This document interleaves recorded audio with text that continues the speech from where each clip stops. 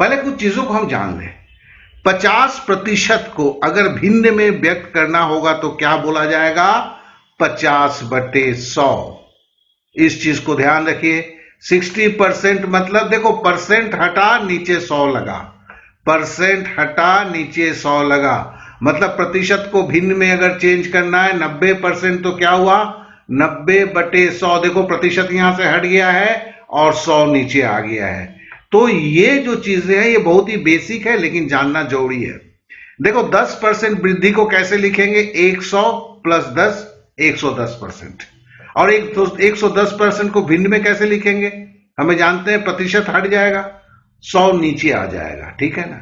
अब जैसे 25% लाभ को कैसे लिखेंगे भैया? 100 + 25 125। भिन्न में कैसे व्यक्त करेंगे? ये प्रतिशत हट जाएगा, 100 नीचे आ जाएगा। बहुत सीधा है यार। लोग क्या करते हैं, इसको ज्यादा ध्यान नहीं देते हैं, बोले हाँ समझ गया, आगे बढ़ जाते हैं। जब आगे बढ़ने के बाद यही चीज अब दिमाग में कंफ्यूजन पैदा कर देता है। तो थोड़ा सा रुक के देख लो यार। 10% कमी का मतलब क्या होता है? 100 में से 10 घटा दिया। देखो 100 से घटाया जा रहा है और किसी संख्या से थे तो 90% बोला। अब 90% का मतलब है, ये तो मैं देखो गलती मैं टाइप करूंगा, मतलब मेरा महोदय जो है वो तो राइट है उसकी, है ना, उसमें कुछ नहीं, आपको भी कोई कमेंट्स नहीं करेंगे। हमारे टाइपिस्ट ये थोड़े दुखी हो जाते हैं। तो ये 90/100 हो गया। 25% कमी मतलब 100 से 25 गया, 75% होगा। 75% मतलब 75/100, ठीक है ना। तो हम तो समझ गए। अब जरा एक चीज देखिए, 5000 के वेतन में 10% की वृद्धि होने का मतलब क्या होता है? देखो फिर यहां पे गलती, ये 5000 नहीं है, 500 रुपए है। नहीं, 5000 के ऊपर 10% की वृद्धि होती है, ठीक है ना। तो वृद्धि होने के बाद 10% की वृद्धि, यहां पे सब गड़बड़। चलो 500 रुपए का ही लिखो यार, 5000 नहीं 500 रुपए का रखो, ये एक जीरो ज्यादा है।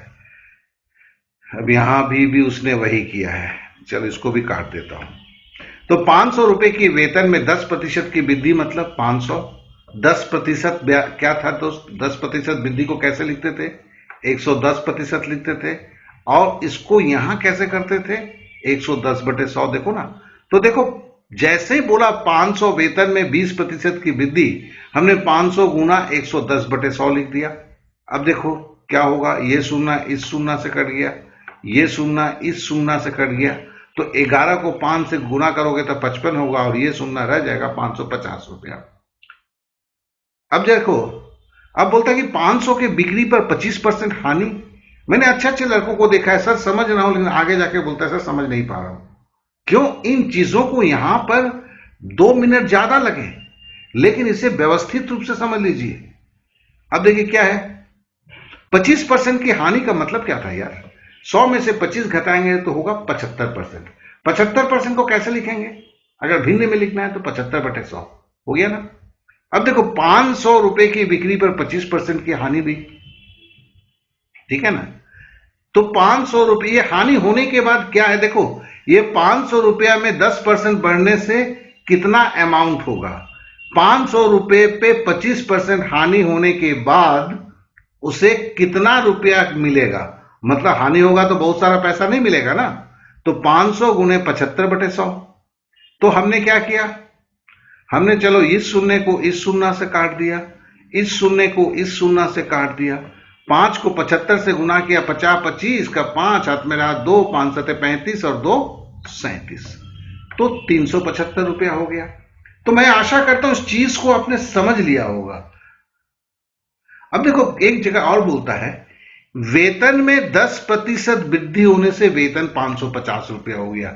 मतलब इसी कहानी को फिर से मैंने रिपीट करा। देखो तो मूल वेतन क्या था? देखो 10% की वृद्धि हुई थी ना, तो 10% की वृद्धि को क्या बोलते हैं? 110/100। अब सीधा जब जाना था 500 गुने 110/100 किया था। अब बोलता है कि वृद्धि तो 550 हो गई, तो मूल वेतन क्या था? मेरे को पीछे लौटने के लिए बोल रहा है। तो 550 तो वही है, ठीक है ना। अब देखो हमने क्या कि 10% अगर होता तो 110/100 होता ना, देखो यहां भी गुना किया है, हमने इसको पलट डाला, 100/110 किया। अब तुम भी समझ सकते हो ना, 500 को अगर 110/100 से गुना करेंगे तो 550 होगा, और 550 को इसको अगर उलट देंगे तो फिर मेरे को आंसर क्या, सीधा 500 आ जाएगा। देखो यहां पे हमने किया, इस शून्य से इस शून्य काटा, अरे यार चलो ठीक है, और 11 से तो काटा तो 11×5=55, 50 हो गया, और 50 को 10 से गुना किया तो 500 हो गया। ठीक है ना, तो देखो हम पीछे पहुंच गए, ये समझ में आ गया होगा। तो मेरा कहने का मतलब क्या है कि देखो ये बेसिक्स हैं, यहां पे मंत्र जंतर या बड़े बड़े शब्द नहीं लिखे हैं, जो वास्तव में आपको जरूरत है उसको मैंने मेंशन किया है। और देखिए इन चीजों से और थोड़ा सा एक एक नियम का सहारा लेना पड़ता है, आपके सारे सवाल हल होने लगते हैं। आज तो 4-5 करेंगे, फिर हम जानते हैं, देखो हम 3 बार में करेंगे हर चैप्टर को। इससे क्या होगा कि अब भूल नहीं जाएंगे, अब एग्जाम हॉल तक पहुंचेंगे तो भी चीजें फ्रेश होगा, क्योंकि जब दूसरी बार करेंगे तो इस सब का हल्के से हम एक बार रिवीजन कर लेंगे, जो आपके लिए निहायत जरूरी है।